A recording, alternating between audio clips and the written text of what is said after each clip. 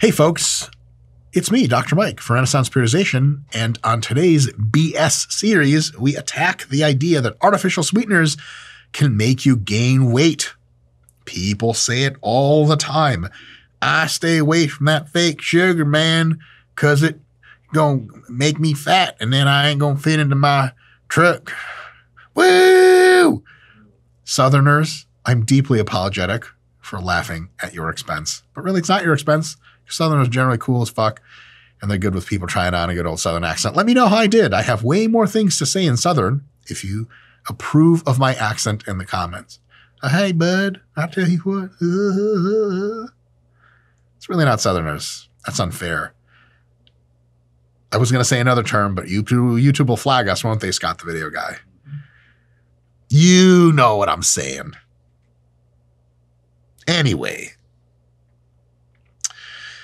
The idea that artificial sweeteners make you gain weight and get really fat is supported by one kind of study, and that's called a correlational study. So they take a whole bunch of people and they ask them or measure somehow how much artificial sweetener intake, like, for example, diet soda, that they have in their diet. And they find time and time again that fatter people consume an average of more artificial sweeteners than people who are not remotely fat and are quite lean and in very good shape. And then people take this, and because people hate artificial sweeteners already anyway, and that's called the argument from nature fallacy or the naturalistic fallacy, depending on your choice of words, and they already have that built in, so they go and run and say, see, I told you these things are making us fat. Big food and big pharma selling you the things that make you fat and then selling you the medicines, man, that keep you addicted to pharma, man. But hold on.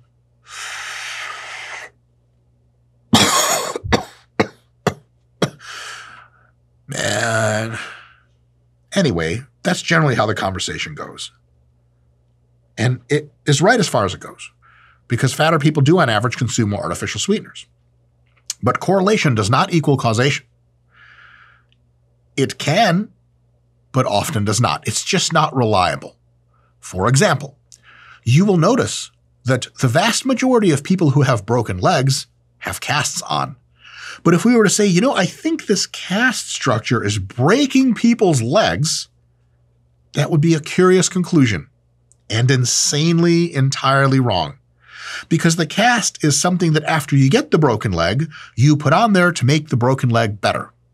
Just like maybe, just maybe, people who have discovered that through other poor eating habits and lack of physical activity, they have become overweight, may think, how can I help this condition of being overweight? Aha, I'll have artificial sweeteners. I'll have a Diet Coke instead of a regular Coke. And at least for some time, while they're doing this, they are still overweight. And some of them replace some things with diet. They have more diet products, but they also have just more regular food. Those people that go to McDonald's and they start ordering and they're like, I have a Diet Coke. And the person behind the counter is like, a health nut. I gotcha. And they get ready to press the button that says the salad. They're going to order the salad next. And they're like, 5 fry orders, extra large, extra salt, 10 cheeseburgers, 27-piece chicken nugget. They're like, sir, that's not a thing. It's just 20-piece nuggets. We can give you 2 of those. Like, no, I want 27 nuggets. I'm going to get out of my car and bad things will happen. Do you understand? And you're like, geez, yes, absolutely. We'll put 27 exactly nuggets in there. And they're like, oh, and a Frosty. Sir, this is a McDonald's. The Frosty is a Wendy's product.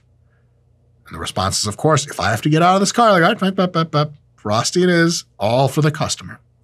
In the end, a lot of people who have the diet products who are also overweight just consume a crap load of other food too. They continue to stay on the fatter side of things. Not a moral judgment, that's just truth.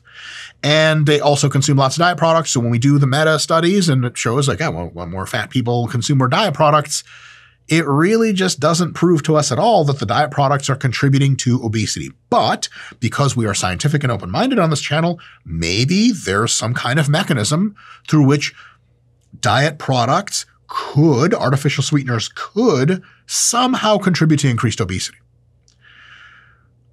Maybe, but it turns out scientists have looked into pretty much all of the known candidate mechanisms and have come up with Well, to quote my colleague, Dr. James Hoffman, diddly dick. For example, sweeteners do not seem to mess reliably or on a very large magnitude with insulin secretion, so that one's out. Most of them don't really measurably mess with gut bacteria. They do for a little while, then the bacteria goes back to normal. And in fact, the natural sweetener stevia, whenever I say stevia, I feel like I'm just talking to a guy named Steve. And actually, the natural one messes with it more, so I was curious there. But the gut bacteria certainly doesn't explain the obesity. And we could speculate all up to the moon and back about how this mechanism works. Of course, we're presupposing there's a mechanism because remember, it could just be correlation. It could just be, likely is, that fatter people just have more diet products in the same way that people with broken legs get casts. They're trying to fix the problem. How can we figure out if this really is a thing? Well, we do the gold standard of scientific evidence, the randomized control trial, otherwise known as RCT. You really want to serve some science up to somebody and you're in a debate, you print up double-bound RCTs and throw it at people as hard as you can. That shit'll do some damage. Some shit's thick. Make sure you include all the references because it thickens up the stack. In any case, randomized control trials is when we take people and they enroll in the trial and we split them up into two groups. Potentially, this is how a trial could look. We say, hey, both of you folks have to have the same diet and we're going to monitor your diet, make sure you're doing a good job. And we're going to feed one group of folks a sweetened beverage that is sweetened with real sugar, has really calories. And another group, we're going to give you a beverage, twice a day or something, 3 times a day, that has artificial sweetener and actually doesn't have any calories. But we're not going to tell you which one is which, and you'll have no idea which group you're in. Randomized, because we pick the people at random to make sure there's nobody self-selecting into groups and biasing us. And we go in and we do that. We observe them for 2 to 4 months, and we see how the result is shown in their weight and in their body fat. And most of the time, the weight loss that you get from the artificial sweetener group is exactly the same weight loss as if you took that sugar water and replaced it with just water. And nearly unanimously, artificial sweeteners do not cause weight gain like the sugar water does. And almost always they cause weight loss. Because how could they not? They got 0 calories. You drink it, nothing happens. Your body's like, what the fuck? Where's my food? Fuck, I got to go digging through my own fat stores. And you lose fat and you lose weight, and it's great for your health. This is a direct test of the hypothesis, the idea that you can get fatter by consuming artificial sweeteners multiple times. Pretty much all the times, it has just failed. And it's not just failed, it's shown the opposite to be true. That people lose as much weight as you would predict them to lose by replacing the regular soda or regular orange juice with water. If they replace it with diet soda or diet orange juice, I didn't have a good clever thing to say about that. That's probably tastes like Sunny D. No offense, it's the worst thing on earth. Remember when I came to America, I moved here from Russia 1,000 years ago. And I had my first Sunny D, and I thought, gee, this is going to be a tasty orange juice. And I had a gulp, and I was like, this is an industrial solvent. I'm going to die. I didn't die, but I got wise enough to never drink Sunny D again. And to the corporation that makes Sunny D, I'm deeply sorry. I'm sure whatever you guys do is awesome. This is not a thing. Artificial sweeteners do not predictably cause weight gain. They do not interfere with weight gain. They are essentially, as far as weight and body fat are concerned, basically inert.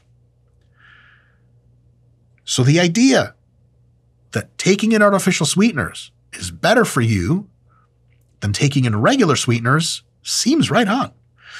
But the idea that regular sugar doesn't make you fatter, or regular sugar makes you fatter, but artificial sweeteners make you just as fat, or that artificial sweeteners make you fatter than just consuming water, there's a term for that idea. I think Arnold said it once.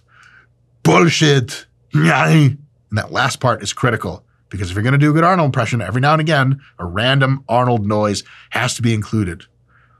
One of my favorite people of all time, a science teacher that sort of mentored me in high school, he's like, why doesn't Arnold ever say ouch when he gets hurt? Every time he gets hurt in a movie, like he has a rocket, shot at him, he goes, what is it that he's doing? I don't want to know. I love it. Arnold, you're the man. You folks are all the man. In a general sense, I've said enough, possibly too much. See you next time.